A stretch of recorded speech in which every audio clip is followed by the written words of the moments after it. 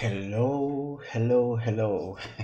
Yeah, it's good to be back again. Another fun time today, and we'll be looking at catching static files with Amazon CloudFront. We have done quite a number of videos using CloudFront, and it's not far-fetched for us to showcase how we can have a website which a static one which sits in an S3 bucket, then maybe do a bit of catching configuration using CloudFront, which is actually a content delivery um, network solution. Okay, so the lab review of this session will teach you how to create and configure Amazon CloudFront with web distribution. My typo error there with the CL. Update and invalidate your content on Amazon CloudFront. Then test your content from both the S3 and the CloudFront.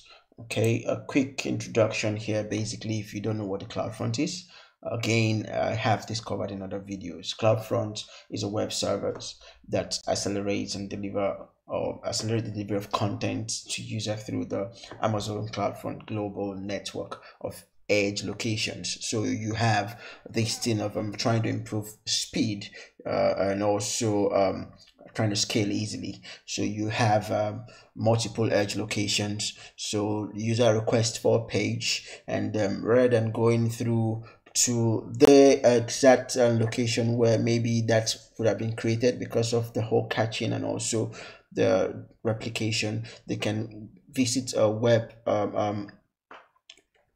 the web server closer to their location, hence fetching the resource pretty fast, hence improving the whole latency and speed thing. So in this session, we will take advantage of CloudFront content delivery to expose a static S3 website from several edge locations, and we're going to maybe do a bit of speed test to see how fast it is for a user to maybe call for the pages in these different edge locations. All right, enough with the chitty chatting. As usual, we'll get on to the hands-on practical and do some fun stuff here. Okay, so we are writing the account, and then we will open up S3 bucket. S3 right here, we have S3. We've got 3 buckets, but the content we have is in this bucket.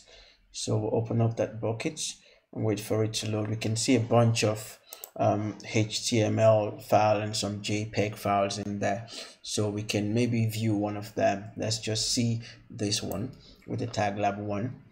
Now right here we will see what it looks like. There's an S3 URL which we can actually point to fetch this content.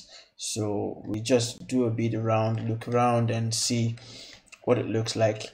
Now we can open this. If I click on open, it's going to maybe take me to a new tab and load the content in that file, which also gives us an idea of what it is. CloudFront static lab present the Grand Canyon. Okay, pretty much cool stuff. All right, so this is what it looks like viewing it from the S3 bucket. I'm going to close that. If I check in permissions, we can see a bunch of things here that are useful to us. Actually, we can see the grantee. Usually I preach access control and also access restriction. So at the moment we see everyone has a read access. Well, the question is this required? If this is something that is public facing and you want the public to be able to access it, obviously you want them to be able to read the content. You don't want to maybe give them a write permission, which is not necessary.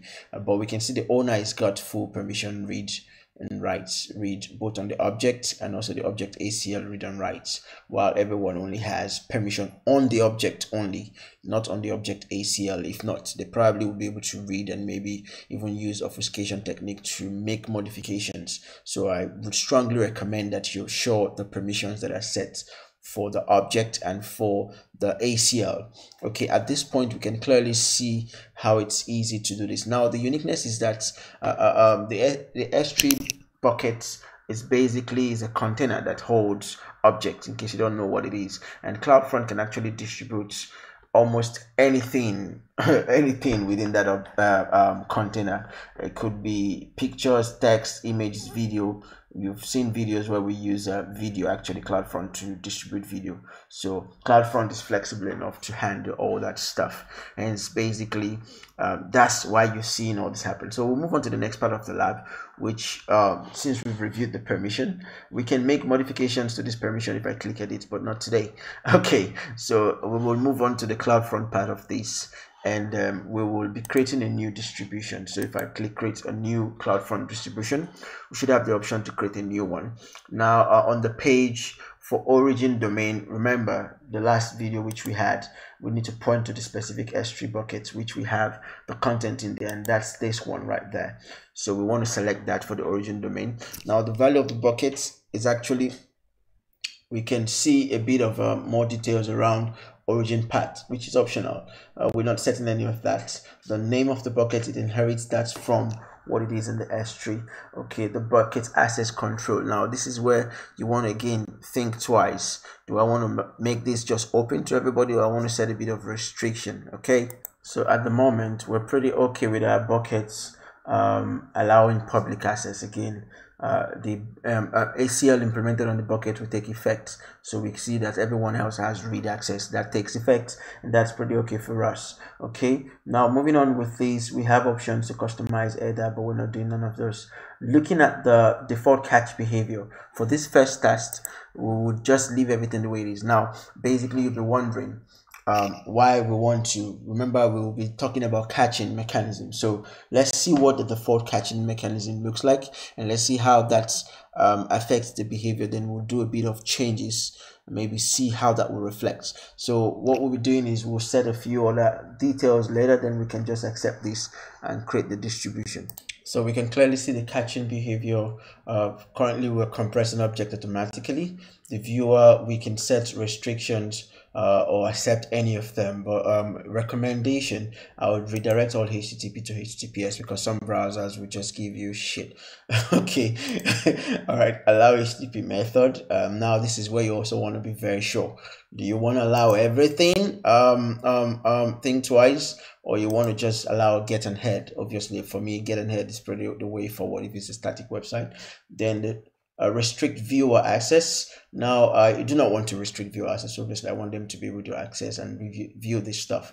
Now the catching key, currently the catching optimize is what we're selecting, and the response header policy, we are not setting nothing at the moment. Now remember, if we're making modifications to the catching key and origin request, we can as well do the same within here. And by default, we know this default configuration will only catch object for 24 hours, and after which it clears it off the cache. So if you're good to go with that, obviously that's the way forward. I'm just going to go ahead with all this. Under the price class, use all edge location, best performance, leave it at default. Okay, we can select specific location if we know where our clients are, actually, to just help us manage cost as well. Then Ssl certificate, this is optional. We can, if we have a certificate, maybe an IAM certificate or ACM, we can use any of such. At the moment, nothing, so we'll leave that the way it is. Supported version, I will stick to version 2. Standard login is off. We can set up login, obviously, best practice. Then we can create this distribution. Okay, so this will do its stuff, and we'll come back to you guys to look at the next path, which would be to test the static website from CloudFront distribution. Okay, so I see we have the distribution up and running. A good way to check would be maybe copy the distribution name. This is a domain name. We're just going to grab that domain name and probably open up a fresh browser and paste that in there.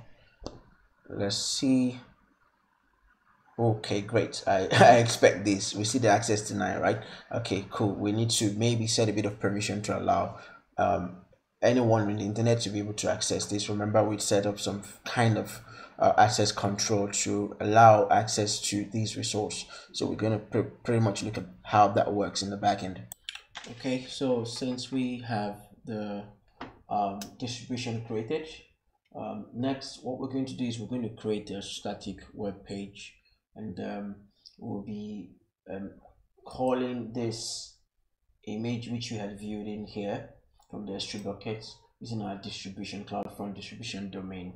So I've created this static web page. It's just a HTML page file with a head, my CloudFront test. It could be anything. Then the body, the text context goes here just for dummy demonstration. Now you can see I'm pointing the image source, passing the CloudFront distribution, which you can see right here. Give me a second.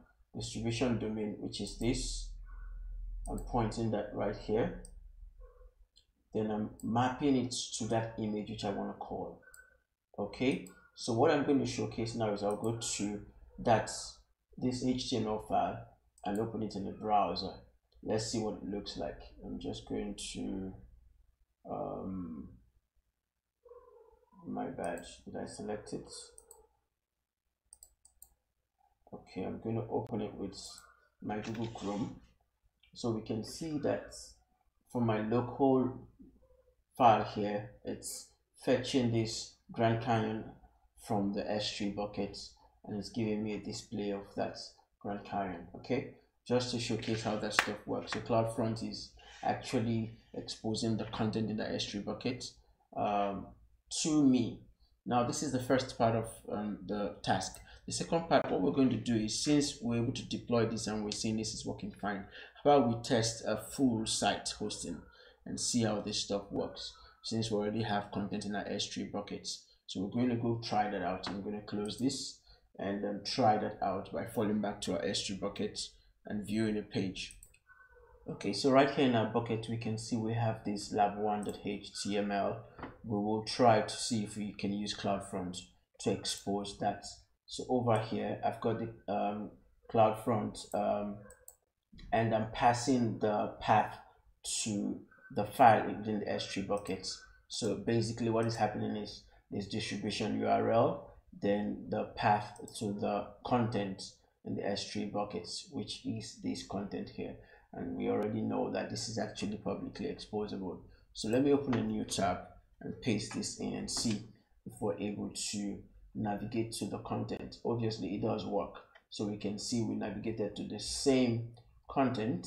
Now a difference which you will notice is this, in terms of resolution, tend to be better, much better than the one which was hosted from our local box, the HTML page in our local box.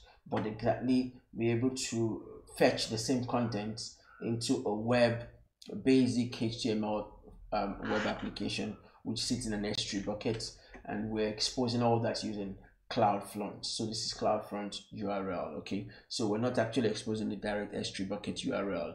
So if this works, it means we're good to go. Now what else can we do here? We can try to maybe make some changes to the site and update it, and maybe see the whole catching mechanism coming into picture and how that works. So the first demo is, I'll copy this image URL as usual. So if I right click here, I can actually copy image address. Then let me put that up in a new page, and we can see right off the back, this image is still being exposed using CloudFront. So whatever the condition is that the user tries to interact with this image, it will not be exposed directly over the S3 bucket URL. No, it must go through CloudFront, because remember, we had enforced that, and we've also enforced HTTPS to be able to do the encryption. So we can still see the CloudFront URL there, which means whatever it's been exposed from the bucket must go through CloudFront. Now that's good at the start. From a security perspective also, it's pretty neat to have stuffs done the right way. Rather than exposing the S3 buckets, we are using CloudFront to expose the content, specific content in the buckets. Also, let's say we want to get a domain name. We don't want to be seeing this CloudFront whatever.net. We can actually use Route 53 or something to set up a CNAME, canonical name, which we will be seeing once the user visits the canonical name. They can actually still get the content which we're viewing right here. Well, we won't be covering that in this session. If you'd love to see that, I think I have something showing my portfolio website, which I actually had done using the same technique. Okay, so next we're going to simulate an update and see the power of the catching, see how long it takes to probably override or take off the stuff. Remember, we set 24 hours actually when we were building this stuff.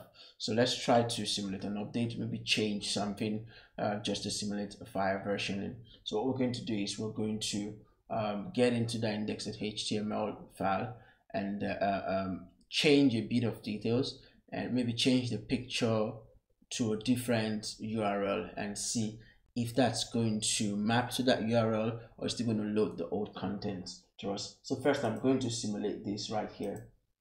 I'm going to change, this is Grand Canyon, which we have at first, right? So what if we maybe change the name of this picture to like a version 2? So let's come in here and update this underscore, let's put it v2. So we'll save this file out. Let's save this and we'll try to go load this stuff just to verify it's saved. It's saved. So let's go back in here and maybe try to open this stuff again in our Chrome browser. Let's see. So what you can notice is I changed the URL, but it's still pointing to this specific file. Now, if I go in the S3 buckets, just to be sure, if we have anything with that name v2, and that's the S3 buckets, we can obviously see that there is something here, right? So basically it's fetching this content. Now let's see what this looks like. Let's be sure if that's what we actually want to be seeing out there. So we're going to copy this URL and paste it on the browser, navigate to that image. Let's see what it looks like, if it's the same image or if it's a different image. Sorry, my internet is a bit slow, so bear with me over there.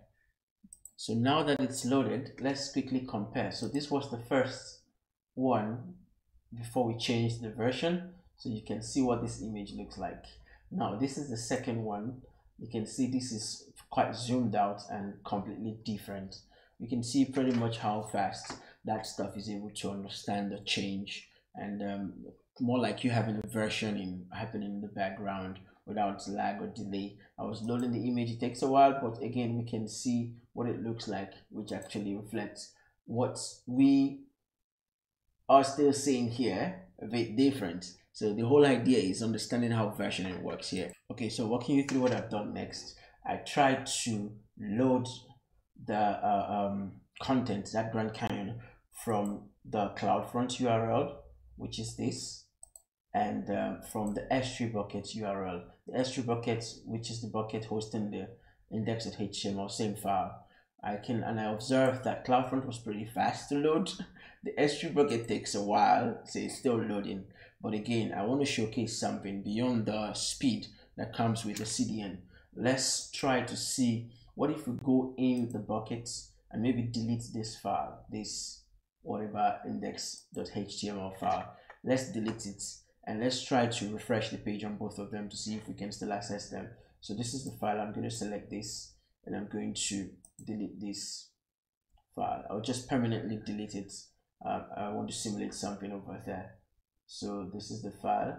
We'll just type permanent delete. I'm going to copy that and paste that over here. Okay, let's delete that object from the buckets.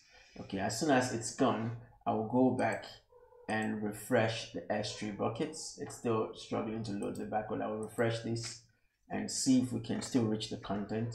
Then I'm also going to refresh the CloudFront exposed URL. So you can see CloudFront is still serving this content, but the S3 bucket is saying, oh no, sorry, this stuff is not there, it's gone. Access denied because obviously there's no content like this in the bucket anymore. But again, CloudFront still exposes this. And that's the power of catching. We can see this is going to be exposing this for 24 hours as we've specified in the setup. But beyond this, what else can we look at? Not just looking at the fact that CloudFront still exposes this stuff. What if we invalidate the catch and see how that stuff's going to play out? Let's go try that stuff. So let's assume there is a new version. We'll go back to our S3 buckets. This object is gone. So I'm going to go back into the buckets and let's assume there is a new version. Now we want to replace that version with the old name that we have. So this is the new version here. So let's select this guy and let's try to maybe rename this stuff to having the old name. So I'm going to look for rename objects and I'm just going to rename that object to have the old name. So the old name, I'll remove this Highlands and just leave it that way. That's what it is like. Okay, .html. All right, I'm going to save this. Now I'm simulating a fact that we're trying to bring in a new version of a stuff and see how fast. Again, maybe the S3 bucket picks that, and also the CloudFront picks that. So now we've renamed this to take the old name tag. We've saved our changes. It all looks good over here. So let's go back and refresh the S3 buckets and see what happens. So this is the S3 bucket URL. We will refresh this, and now we can see it's trying to serve the content because again it's saying it. But CloudFront, there was no change, obviously, because it doesn't matter. 24 hours, it's going to be serving this catched content until after 24 hours, and if it doesn't find it, then obviously it's going to clear it off the cache. Then we'll have to look for it. But again, we've just replaced it, so there will be like no downtime or zero downtime. You being able to expose your web content, you're making the change off the fly without having no downtime. That's one of the uniqueness of actually exposing stuff using CloudFront as compared to using just exposing stuff using your normal S3 buckets. Okay, well, this is all I have for you today. I hope you love the content, and I hope you're able to maybe understand what we're trying to do here. Maybe add one more, invalidate the catch. What if I invalidate the catch and see how that stuff's going to work? Although the video is going pretty longer than I expect. So let's say we got tired of this and we want to invalidate it. So right here in the distribution, we will see a tag invalidation. So at this point, we can create a new invalidation, and in the object path, we'll just add object path field and enter a value which maps to where we want to go to. So if I'm just going to go copy that from the S3 bucket to save myself some stress. Okay, I'll copy this and go in here. Okay, now it's this, and paste this right here. So we're invalidating this. Now if we do this and we save this, obviously we'll have to wait for the invalidation status to change from in progress to complete, and once it's done, it takes maybe some minutes still, because again, remember, locations play out here, almost 50 plus locations, and this needs to be propagated across all locations before we can completely invalidate this. So I'm not saying it's going to happen like magic. Obviously not going to happen like magic. That's Cloudflare for you. So if we create invalidation, at the moment, once this is done creating invalidation, we'll go back and try to see if we can maybe refresh that page now and see if we can still do that stuff. So I'm going to refresh this page. It might still be serving it to me, or yeah, it still serves it to me. So we can see that now it's going to take a while. Oh no, now it's serving the new page. Okay, so this is a new image which matches with what the S3 bucket image is loading. So obviously we can see that by creating that invalidation right here in this location is pretty fast, but someone in a different location might not get this fast, might still be serving the old cached content. And so you want to be sure how many locations you have and exactly how that actually plays out in terms of CloudFront being able to use invalidation to invalidate the old catch and roll out the new updates which you have and want to serve to your user. Okay, thank you for your time, and I hope you love this content. It's a bit lengthier than my normal time. I'll be seeing you in the next recording. Have a great day, and bye.